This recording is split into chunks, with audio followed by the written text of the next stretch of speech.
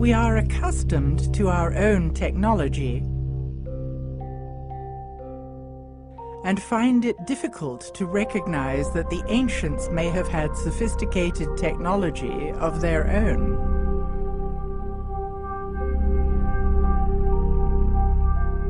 Since the technology of the ancients is not obvious to us, are we looking in the wrong place?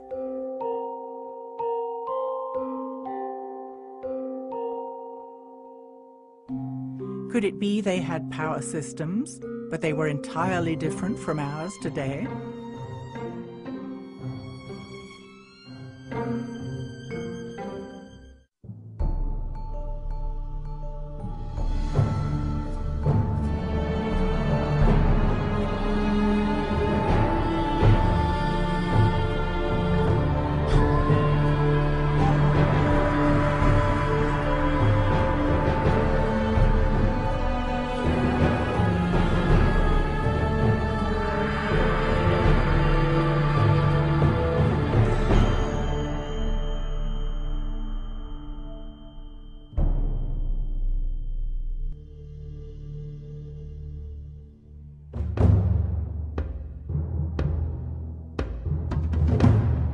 Looking at the architecture of structures from ancient Egypt stimulates a sense of wonder. Clearly, Egyptian monuments rival the grandeur of our most modern buildings today.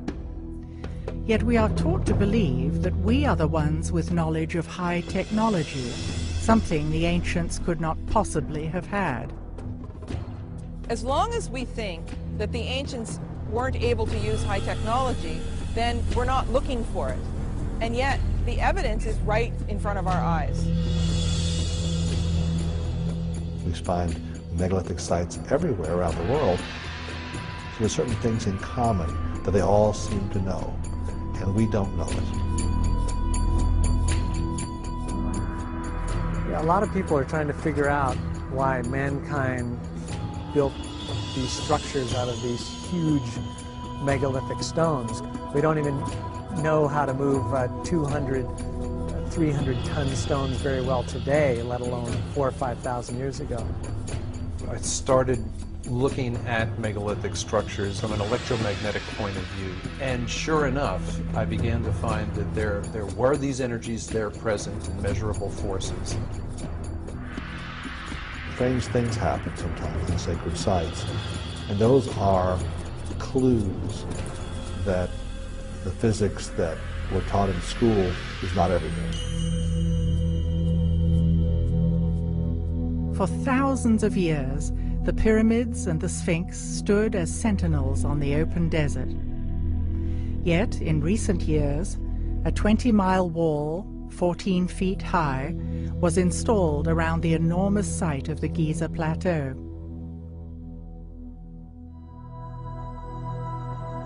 There are about 100 armed guards patrolling the pyramids at night.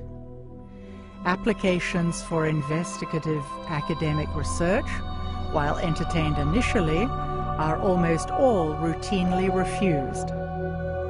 Unlike in times past, tourists are now being restricted from taking photographs in the Egyptian Museum.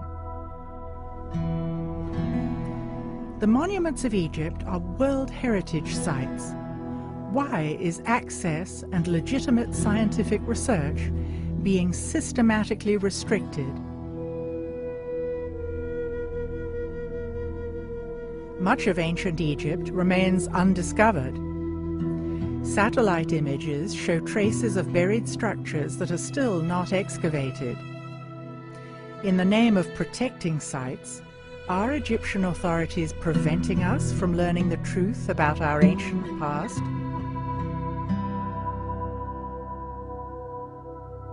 Despite strict regulations on what kind of research is allowed, there is still an extraordinary amount of evidence that shows that the ancient Egyptians had knowledge that has been lost. We don't have the technology to build the pyramids now. Not even close. We're not the most evolved we've ever been. And that is one of the blinders that has stopped us from imagining that the ancients could have been far smarter than us. Hakim Awian was raised by indigenous elders who lived in the area of the Band of Peace. Having preserved the ancient Suf language, stories were passed down generation after generation. Fragments of knowledge from the ancient past were thus preserved. If my colleague, the scholar, who learned to say that the Egyptians have a piece of rope, put it around a block of stone, at least 60-ton weight, and pull and push by animals and run on wooden blocks. This is what the scholars are saying. We may never be exactly sure how the pyramids were built. Yet we can begin to reconstruct our understanding of the culture living in the Golden Age and their values. Traditional Egyptology insists that the pyramids were built by slaves to feed the egos of kings. Does this fit with our emerging construct of Egypt in a golden age? There is no slavery. All workers are willingly pyramids builder. This is a qualified people of architecture, engineers, and they deal with all the power, like cutting stones, transfer it and use it. And that is clear, in, not only in the pyramids and in the temple walls and many places. You can see that clearly. There are clues throughout Egypt that point to knowledge of high technology. A fascinating thing occurred when a chunk of stone recently fell off a lintel at Abydos Temple, and controversial images resembling a helicopter and other advanced-looking vehicles were revealed under the stone. It would seem that the images were covered in the distant past when things were changing politically in Egypt. Nowadays, Egyptian tour guides are explicitly instructed not to point these out to tourists. The Egyptological explanation is that it is multiple hieroglyphs overlapping from distant kings' inscriptions. But, like many things in Egypt, the explanation is still debatable.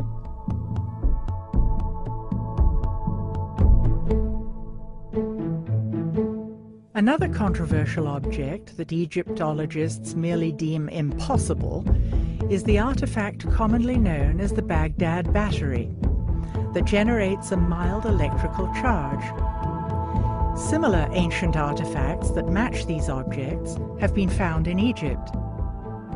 We can't say for certain, but it would appear that the Egyptians documented the existence of these artifacts as well.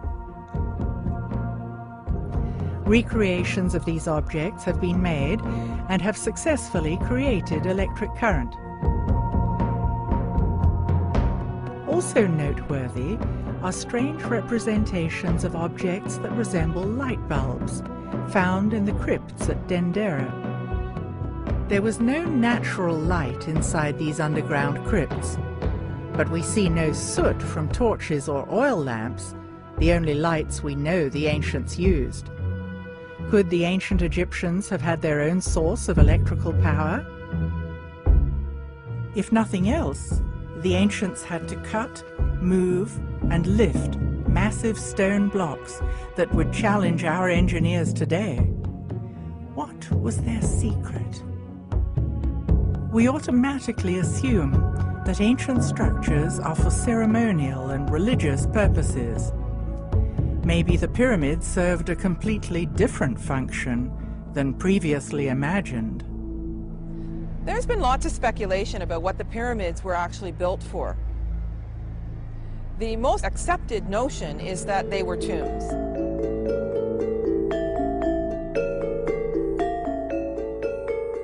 Much more complicated situation with the Great Pyramid than most people understand or most people believe, including a lot of Egyptologists who see it simply as a tomb for the pharaoh Khufu. That idea is childish for the following reason. I mean, it's obvious, we don't find mummies in the pyramids. And of course, not finding a single mummy in any of the pyramids doesn't seem to deter the people who think that that's what they were for. Yes, there's something that's sometimes referred to as a stone sarcophagus or copper in it, a beautiful granite structure, but that doesn't prove definitively in my mind that it was ever actually used for a tomb. It may have been used for many other purposes. Pyramids were built not as a tomb. There are some pyramids built in a different construction, like the one in Saqqara, Step Pyramid, that is tomb. Look at the obvious difference in construction between the Step Pyramid and the Great Pyramid. The difference in style of construction would logically indicate they were built in different time frames. The buildings we know to be tombs, like the Step Pyramid at Saqqara and the flat-topped mastabas, also at Saqqara, are very different from the smooth-sided pyramids at Giza and Dashur. Typically in Egypt, older constructions are built of larger stones. New constructions are built of smaller stones. Also, in archaeology, older structures are deeper. Newer structures are found closer to the surface. Every other tomb that has been found is highly decorated with names of the occupant. The inside of these pyramids seems solely functional and not decorative at all. But if we stop altogether and say, okay, if they weren't tombs, what were they? What are the biggest structures that modern man builds on the planet? The biggest, most awe-inspiring structures we create are hydroelectric dams. Why are we willing to invest such awe-inspiring amounts of labor and effort in constructing those? Because we know we're going to get a very valuable physical return in the form of electricity. And by comparison, I wonder if the ancient megalith builders weren't willing to invest such staggering amounts of resources by even smaller populations because they knew that they could get something very physical and worthwhile back from it.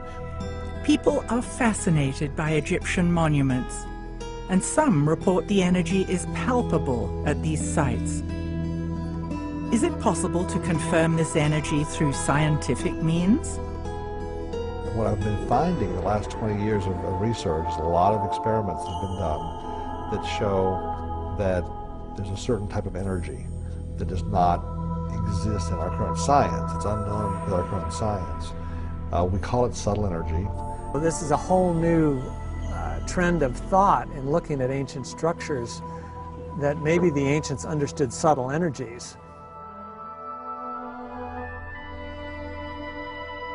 So this appears to be a technology that may have existed in megalithic societies. You know, these societies that built things out of big stones. It makes sense that you could motivate an entire population to invest so heavily in building these structures, I think. And I don't mean to say by any means that this is the only purpose of the megaliths, but I think it's pretty clear that it's at least one of the primary or one of the important purposes for building these structures. We find megalithic sites everywhere around the world, and there's a tendency to make circles or certain types of formations. Megalithic sites occur all over the world. Is their placement random, or does the location of these sites reveal yet another hidden layer of ancient knowledge?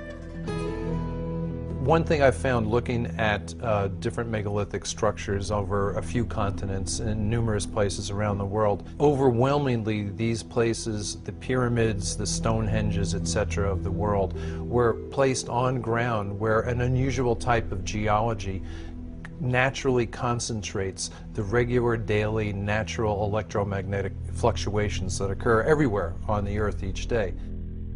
You go into England, for example, the ley lines that cross England, the Michael Line, which is hundreds of miles long, that crosses England, that carries this energy along that line. It will therefore generate electric currents in the land called telluric currents in the straight geological sense of that word.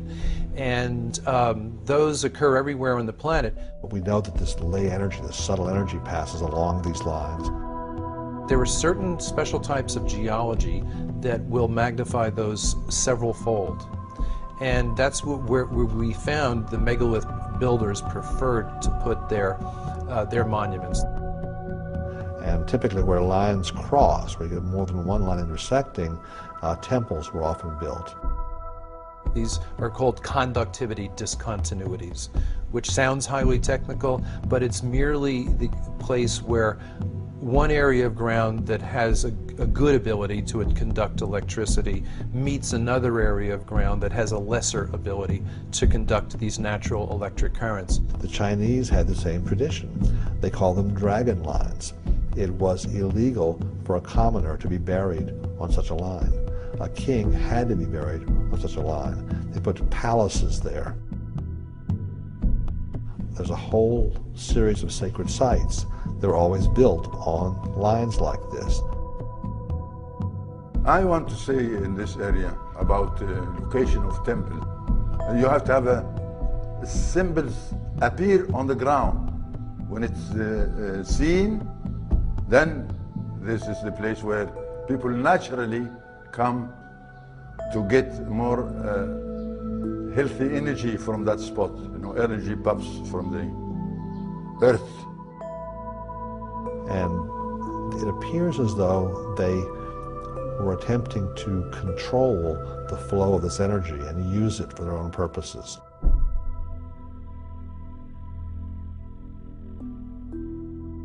The key hours, unfortunately, are the pre-dawn hours. If you really want to study this, you've got to get up at 3 and get out there very fast. It's because the energy that's involved in these sites, that's really fueling most of it, originates with the daily changes in the Earth's geomagnetic field. It's strongest during the day, weakest at night. And in the hours leading up to dawn, the weaker field lines now come roaring back to closer to full strength very quick. It's the most dramatic time in terms of change of magnetic strength per hour. It's the most dramatic time of the day. And wherever you have a changing magnetic field occurring, you are generating electric current in anything present that will conduct electricity. It's a simple principle of physics known as induction, and it's a universal. Normally, in everyday life, we don't ever see large concentrations of this energy. Normally, it'll show up at, say, at mountaintops, at sacred sites. You'll feel a certain calm, a certain peace. Sometimes people in those places report mystical experiences. They'll see into some other dimension. Okay, they'll see into some other time. The Chinese have known about this for a long time, and they call it qi. The Hindus, in their ancient texts, call it prana, and the yogis, with that maintain a very ancient tradition, use it. It affects a variety of different processes. Electricity, magnetism has a strong effect on that, so it modifies all the other laws of physics.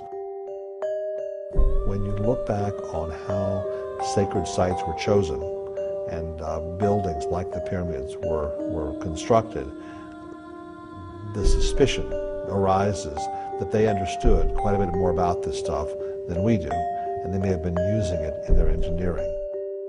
Then the megalith builders designed these structures and then built them in such a way as to further concentrate those energies.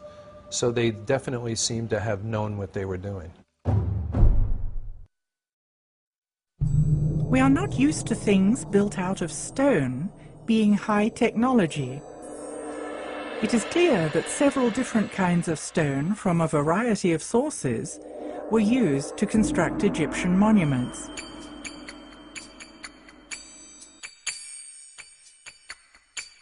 Did the distinct qualities of the stones serve a special purpose? What I do find fascinating is that the core of the pyramids, at least at Giza, are made out of one type of limestone. Now, it is the limestone that was closest, but it also happens to be the type that's called dolomite because it's got a high magnesium content. And because of that metal content, that kind of limestone conducts electricity pretty well. And then they chose to sheath the pyramid in the whiter Tura limestone, which, granted, it's whiter and it's prettier and all that, but it also has almost zero magnesium content. And therefore, it's a much poorer conductor of electricity. It's closer to a pure calcium carbonate, which is what all limestone is. And pure calcium carbonate conducts electricity much more poorly than dolomite does. It's interesting to me that those outer stones were the ones that they cut so precisely that all these thousands of years later you still can't get a razor blade between them. Because basically what we've got here is we've got a situation with a highly electrically conductive core of those pyramids wrapped in what is effectively a very effective insulator. Why the granite in the passageways, you know? And so, of course, I'm thinking from an electrical point of view and a physical point of view. Is there anything special about granite? And yeah, there is. Granite is slightly radioactive, and it will ionize or electrify the air. It releases radon gas, which is radioactive. Granite is a transmission stone. It's not dead stone, it's alive. So you have these sealed shafts with granite linings, and I wonder if it wasn't designed to keep an electrical charge present in those shafts. They were built exactly like, if you will, an insulated wire, only more so because you've got all the charge in the ground that's spread across the base, concentrated all the way up into this tiny spot at the top.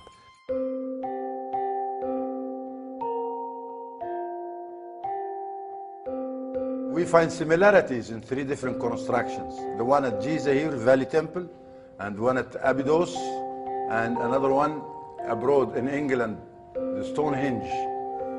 Same material being constructed with, and same way and same technique. But the construction there, it's built in addition to have the water, because it's water bed. It's a huge water bed, and it's still working, still producing water. In Egypt, you do have a similar situation to England in that you have limestone aquifers under the monuments. An aquifer is an underground layer of porous, water-bearing rock. Water flows through the aquifers as rainfall, or when rivers and lakes flood, the water drains into them. And movement of water through limestone or chalk aquifers is known to produce electrical charge by 2 different processes that are self-reinforcing. And I've personally measured this for a week at a stretch at Silbury Hill in England, for example. Right before and after thunderstorms, as the water is sinking into the ground, we measured the increase in ground current, the change in the magnetic field as that happened, etc. And in Egypt, you had the Nile crashing, dropping every year and then flooding again. And that movement of water up and down through the layers of limestone would generate electrical charge. Flowing water generates at least a mild electrical charge, which means it generates an electric current, which means it generates a magnetic field as well. So if you were looking to give an electrical charge, a little boost to, say, a mound or something like that, it makes a lot of sense to have it at a minimum running water. And in fact, at Tiwanaku on the south shore of Lake Titicaca, their biggest monument, the Akapana Pyramid, was terraced in such a way as to have the water come down in waterfalls that alternated outside the pyramid, inside the pyramid. But that kind of falling water generates enough electric charge that one of the common school physics experiments is you can, in your own sink at home, if you can divide the stream of water coming out of your faucet into 2 separate streams, you can take a little LED indicator light and put it between the streams, and it'll generate enough electricity that maybe every 20 seconds or so the light bulb will come on. And then the question is, did some of those layers of limestone run up the Giza plateau? And they did. And they did, come up to the surface underneath where some of the pyramids are located. The idea would be that it would be the rising and falling of the Nile that would produce this electric ground current by moving through the different layers of the limestone aquifer. And when there was a dip, say, in that supply, maybe that's when the ionized air in the granite shafts and galleries could help keep the process going, if you will.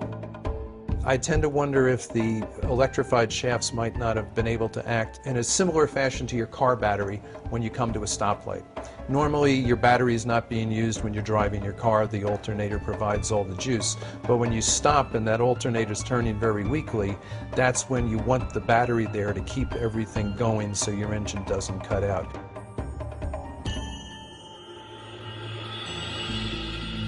So you've got this concentration of negative charge from the ground at the peak of the pyramid or mound, and a concentration of positive charge above it. And if those two become strong enough, you can start to get brush discharge, which would mean it would glow, like ball lightning, for example. It's a theory. Why in the Great Pyramid is there no frescoes, there's nothing, no decorations at all? Now, some people have proposed the idea that the pyramids are actually energy machines. And so I liken this to the fact, like, you wouldn't put a decoration inside your oven. I was talking with a woman who had spent some time in the Great Pyramid, and her comment was, it felt like I was in a machine. She said it was not like this, oh, it's a wonderful shrine. She said it felt very functional. In fact, she made a comment that I actually think is probably right on. She said, I felt as if I wouldn't have wanted to be in here when it was running.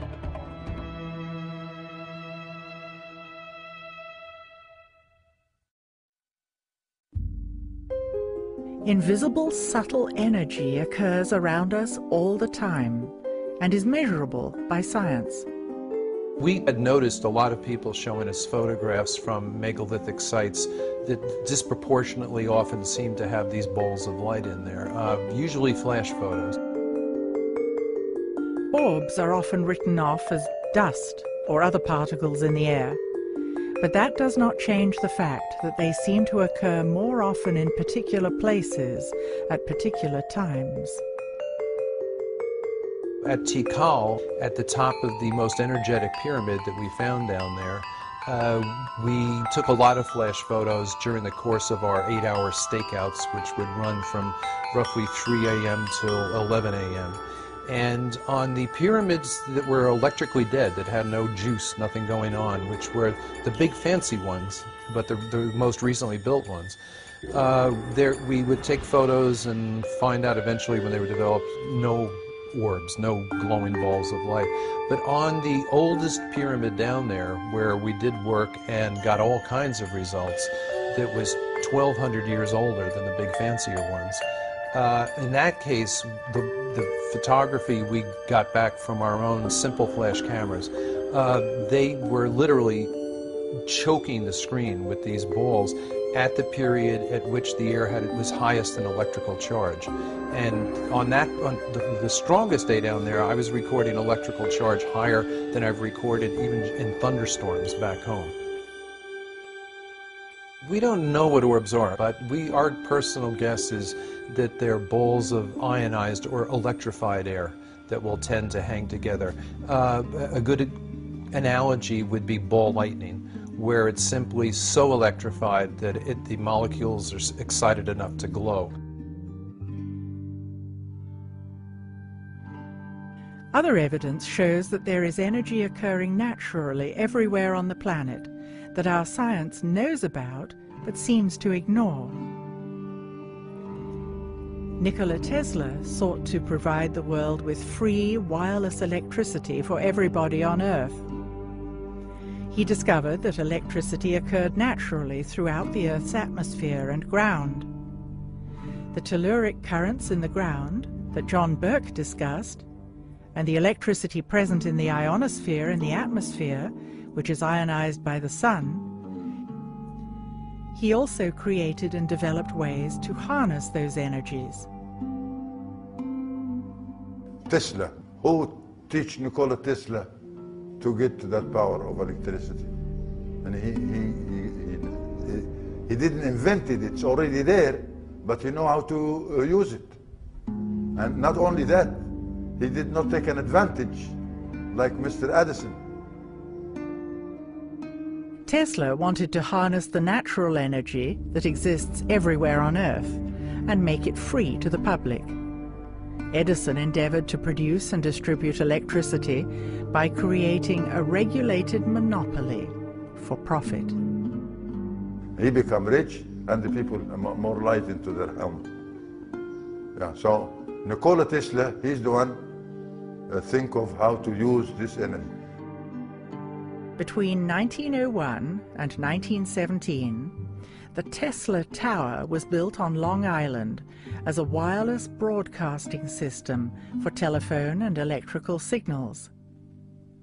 Interestingly, it was constructed on an aquifer with descending passageways and tunnels beneath it. At the time, few understood how it worked. Tesla's funding was ultimately dropped by J.P. Morgan because Tesla wanted the wireless electricity to be free, and therefore J.P. Morgan couldn't make a profit. So even though Tesla's genius was seen by many, he was still driven into obscurity. The energy to create free wireless energy has always existed on our planet, and still exists today. And it's not only energy on our planet, there are plenty. Rivers are flow by energy. Tsunami is energy. Frequencies are energy. If we have the electricity now, it's based on explosion energy. Now, the sound energy based on a technology different from the explosion energy, and it's known as implosion energy. This energy was not the kind of energy that we have that pollutes.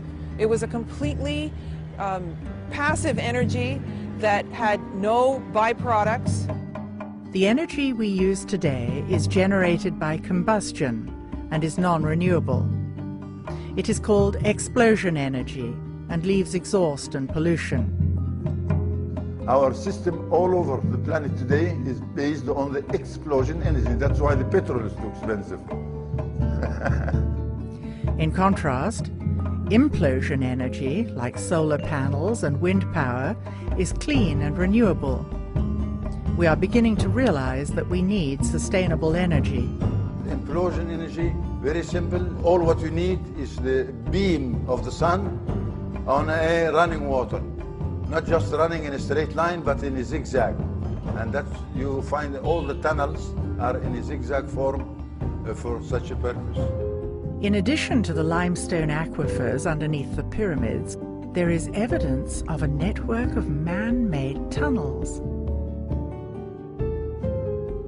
As a boy, when I'm living in my house, which is a few 100 yards away from the nose of what we call the Sphinx Tefnuti, this was my playing yard, and I know tunnels. I walked in these tunnels, I swim in these tunnels, I crawl in these tunnels, and I know that this is one way of creating energy.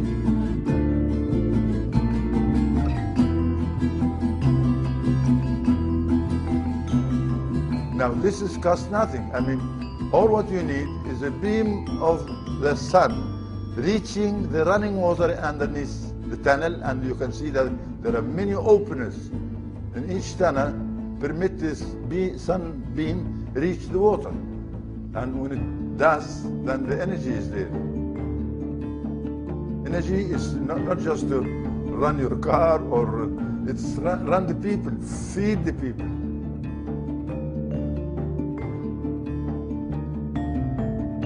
If the pyramid fields of the Band of Peace and the network of underground tunnels are still there, why don't they generate energy the way they used to? In the condition of the pyramids now, stripped of those smooth insulating outer casings, it's going to leak electrical air about as well as a car radiator radiates heat. I mean, it's almost perfectly designed to weaken that, and yet still you get these reports of people like Siemens, who was one of the pioneers of electricity, and he was an Englishman. There's even a unit of electrical, I believe, resistance named after him called the Siemens. He was on top of the Great Pyramid, I think, during the 1880s, and they began to notice that when his Arab guides stood up and spread his fingers, they'd hear a ringing. And when he closed them, you wouldn't. And he stood up, and he could sense the literal electricity in the air. And on the spot, he improvised an instant Leyden jar, which is one of the earliest things they used to use to store electric charge. And he did it by opening a wine bottle, wetting some newspaper, wrapping the wet newspaper around the glass wine bottle, and holding the wine bottle up above his head until sparks started to issue from the wine bottle. And at that point, his Arab guides started accusing him of things like witchcraft. They got into a physical struggle, and he accidentally touched one of the guides with the charged wine bottle, and it knocked the man to the ground and unconscious for a short period, after which they took off down the pyramid.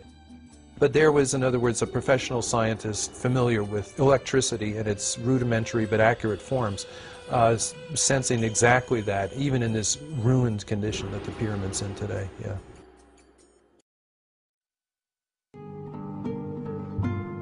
If you come to the Egyptian Museum, there is an item over there known as the schist disc, found by Dr. Walter Emery, and he said, or he thinks that it could be a vase for a lotus flower. No. The schist disc was found at Saqqara in a burial chamber that no one is allowed to visit. Other goods found in the chamber were simple ropes, pottery, and grains. The disc shows clear evidence of sophisticated technology in the way it was built, and it seems out of context with the rest of the grave goods. Is this the original context for this artifact? Or is it possible that it has had a long journey over the last several millennia, and this just happened to be its final resting place? Look at this hollow stone tube. It looks as though the schist disc could fit over it. It would take sophisticated instruments to shape the tube so precisely. How did they do it? To cut the stone. This is by a sonic cut with no metal instruments like bronze chisel or this. No, it's another stone. And this other stone, it's the hardest stone you can find, which is the diamond. There are pieces of stone lying around that show concave shapes that actually have the machine tooling marks on it. The evidence of the high technology is right in front of us. Look again at these quartz objects. Aside from their unique and amazing shapes, could they have had another purpose? Today, quartz crystal is used as the basis of all kinds of modern technology. It is most commonly used in crystal oscillators. Technology uses oscillating frequencies from tiny quartz crystals that vibrate at certain speeds, with a signature vibration for each device. AM/FM radios, CDs and DVDs, computer processors and Ethernet rely on quartz crystals.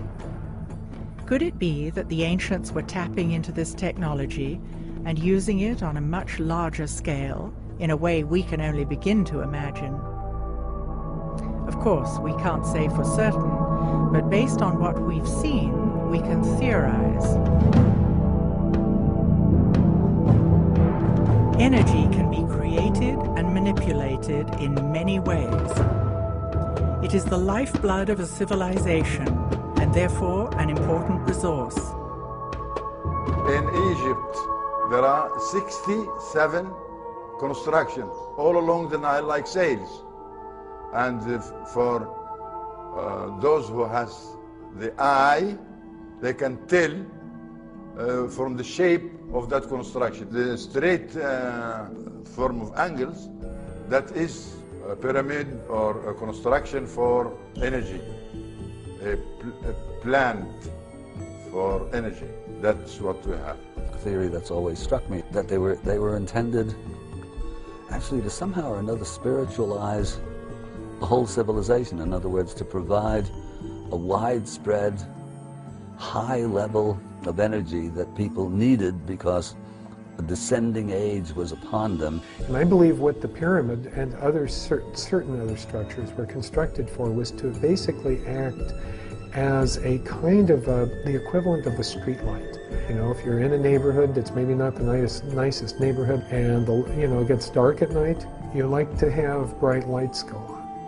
And that's effectively what the Great Pyramid was. Now, these were not lights that illuminated it so that people could see where they were going. It was basically a device, a generator for, if you will, broadcasting and transmitting throughout the planetary structure a type of field which uplifted the entire humanity. And maybe those pyramids were built in some sense or another to stay the decline. Let's call them in some sense or another spiritual granaries designed to somehow store an emotional or spiritual or psychological or some sort of energy that was needed to keep people from becoming the total barbarians that they subsequently became. We had the ability to basically prop up humanity for a while using the system, but what we saw was the street light eventually went out.